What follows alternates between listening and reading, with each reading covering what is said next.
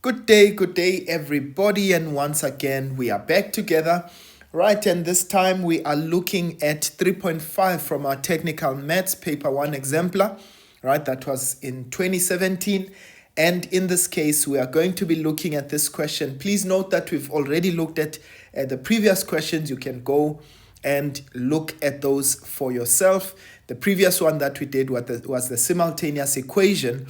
So today, we are going to be looking at the application of linear equations. So they say to us, we've got, if a heater is used for 2 hours and an electric motor for 4 hours, they consume 25 kilojoules. Okay, now note there's time and there's energy. Okay, right. One thing that I want you to note is that whenever you make an equation, say for instance, if I say 2x plus, if I were to make an equation and is equal to, whatever it is that I'm adding must be things that are similar. And I'll show you what I mean by that. So I cannot add hours and they give me energy. So I can't say that 2 hours and the 4 hours would give me energy. That's not possible, right? So I can't make an equation like that.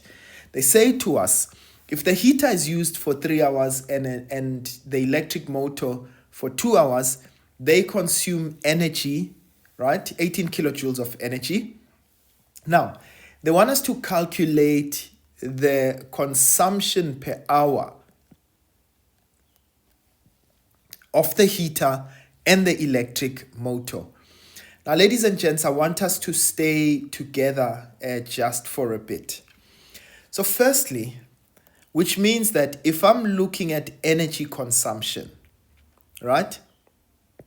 So I can say the rate of consumption would be the change in energy divided by the change in time.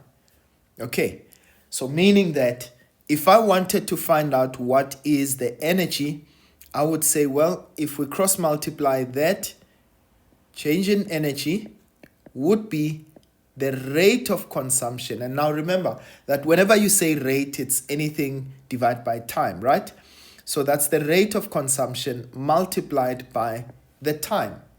So which means that I need to find out what the rate is multiplied by the time. Now, please, I want you to listen very carefully. Since we are given the energy there, which means when I look at that 2 hours that's given, it means I'll say, well, let's let, and please just listen very carefully, let the energy consumption per hour, or rather let the rate of consumption, okay, of the electric heater, rate of the heater equal to X. And let's let the rate of the motor, electric motor, be equal to Y. Now, please stay with me. What did we say? We said that if I multiply the rate multiplied by time, that will give me the energy. Now, in this case, which means this 2 hours multiplied, so that would be the time, multiplied by the rate of consumption of the heater, right? That will give me, or plus the 4, okay, times the Y, which is the rate of consumption, of the electric motor, right? So that would give me the energy that is consumed by the motor. So what I'm going to do is I'm going to say, well, that's 2x plus 4y. That's equal to 25 joules. So that's going to be my first equation, right? But let's look at the next one. The next one says if the heater is used for 3 hours, so that means 3x plus The electric motor for 2 hours, so 2y. The energy consumed is 18. So again, we've got simultaneous equations. So I'm going to call this equation 1. Okay, so that's equation 1. And this is equation 2. So let's get them, one of them to be the subject of the formula. So I'm going to make x the subject of the formula in equation 1. Okay, so from equation 1, so I've got 2x is equal to 25 minus 4y. So if I divide both sides by 2,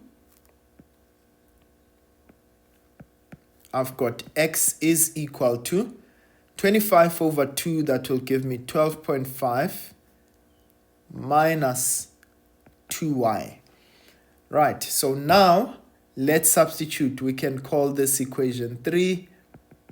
Okay, and please remember, I need to substitute it back into the equation where it does not come from. So substitute equation 3 into equation 2.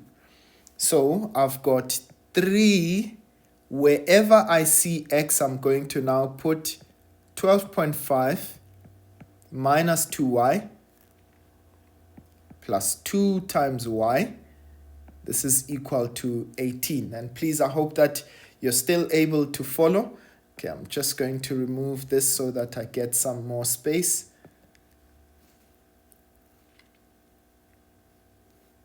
Okay, right, so that's the equation that I have. Now I've eliminated one of my variables, so let's try and work that out. So that's 3 times 12.5, that would give us 36. 12 times 3 is 36.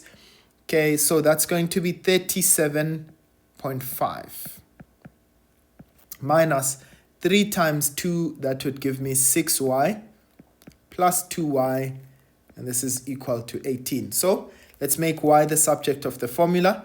Negative 6y plus 2y will give me negative 4y. Okay, and I've got 18 minus 37.5. Okay, so that's 18 minus 37.5, and that gives me negative 19.5. Okay, right, just wanting to verify that we said 3 times 12.5. It is truly 37.5. Okay, so divide both sides by 4, negative 4. And I get a value for y, negative 19.5 divided by 4. That gives me 4.875.